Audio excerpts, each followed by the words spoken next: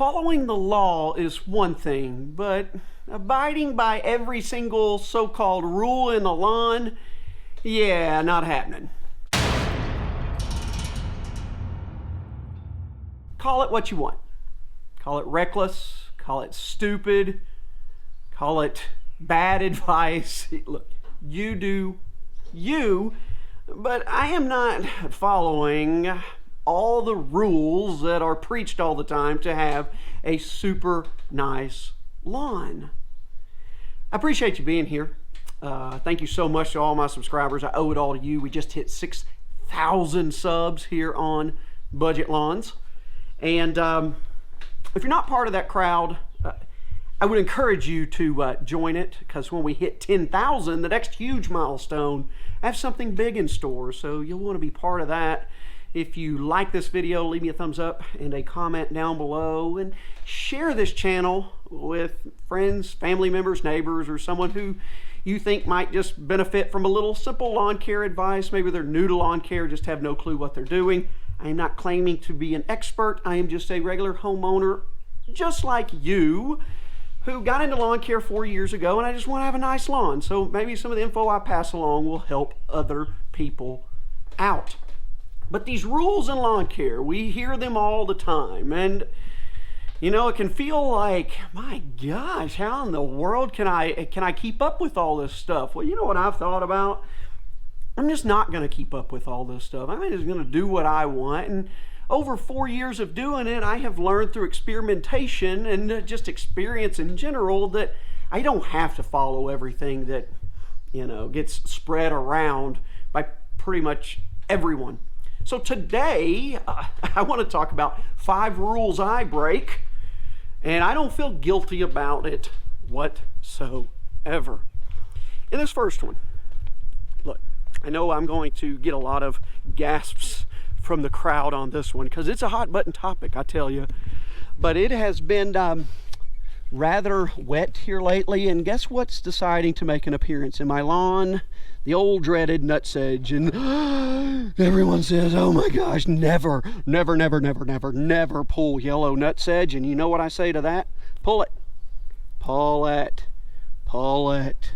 Look at that. Yeah, I pull them all every time I see them. Been doing it for 4 years. And most folks will say, well, if you pull it, then it's just going to make it spread even worse. I've not seen that happen firsthand, but maybe it's because I stay on top of it. I pull them frequently. I don't give the plant enough time to mature, and when you pull it all the time, it deprives it of sun and air and all the things it needs to thrive, and eventually they just kind of die out. But if you don't do that, then yes, they can develop tubers underground, and it will just make it spread and become a bigger problem than it already is. But from what I've read, pulling it frequently prevents those plants from maturing enough to develop those tubers, and you kind of stop that process from happening. So I don't intend from stopping pulling it. Rule number 2 that I break: I do not ever bag my clippings if I have weeds or fungus in the lawn. And everybody will say, well, then you're just going to make it all spread throughout the rest of your lawn. Weeds, yeah, maybe, but I don't struggle with a lot of weeds. But weeds, if you don't bag them and you have them in your lawn, you'll disperse seeds throughout the rest of the yard, and yeah, it can make them spread. But I have not read enough evidence to show me that not bagging your clippings when you have fungus will make it spread throughout the rest of the lawn. Now, I'm sure it happens to a certain extent, but not enough to convince me that I should do that. I tell you all the time, I never bag or collect my clippings unless I am scalping the lawn, whether it be in the spring, a hide-a-cut reset, or if I'm doing a sand leveling project. I never collect them. I just mulch them back into the yard. That kind of leads me into number 3 when it comes to mulching.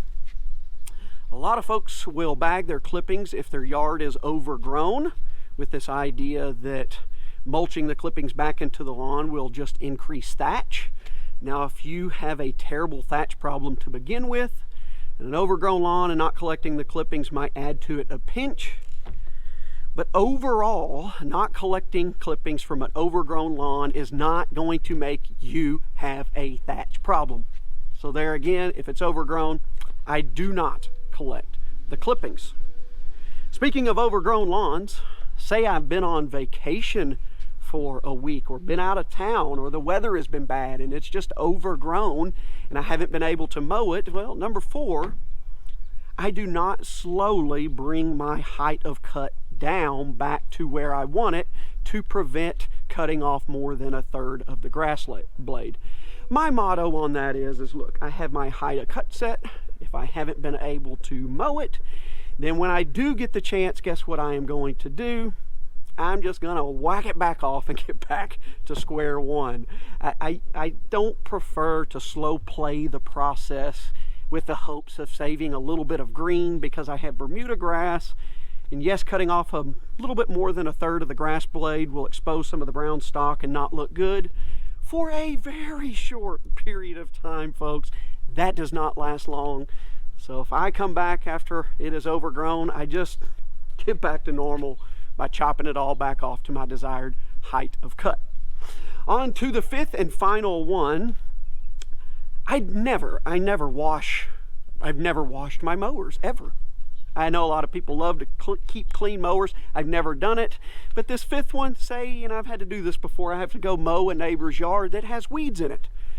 Well, you'll hear a lot of folks say, well, do not, under any circumstances, put that lawnmower back on your lawn without washing the mower deck, because all you're going to do is bring weeds from somebody else's lawn into yours. You know what I say to that? That's great advice, actually, because that could happen, but I don't do it. Look, I don't do it. I just spent time generously mowing somebody else's yard to help them out. When I'm done, look, I'm done. I put the lawnmower back in the garage, and that is the end of that. So, sometimes you'll hear a lot of these rules parroted across the internet because they're great things to follow, but that doesn't necessarily mean you have to follow them. It doesn't mean your yard is going to completely fall into shambles if you don't follow every single one of them. I think a lot of times people talk about these things and tell you not to do them or to do them because they've heard it somewhere else, but they've never really tried it out for themselves. And trust me, in the beginning, I felt like I had to follow every single rule. But over time, I experimented with things and I tried not doing things. And I tried all these things that I've just told you about. And I realized pretty quickly that my lawn will be okay if I don't do every single thing that I am told. And I know it's okay to break rules from time to time. The world will not come to an end in the lawn. All right, my friends. I hope you enjoyed that. I hope it helps you out. I hope maybe it'll relieve a little stress or help you not put so much pressure on yourself out in the yard to do all these things all the time. Just chill out every once in a while. Try to enjoy it a little more, and I promise you, your lawn season this year will be a whole lot better because of it. That's all we've got for this edition of Budget Lawns. Thanks again for being here. I hope I'll see you next time.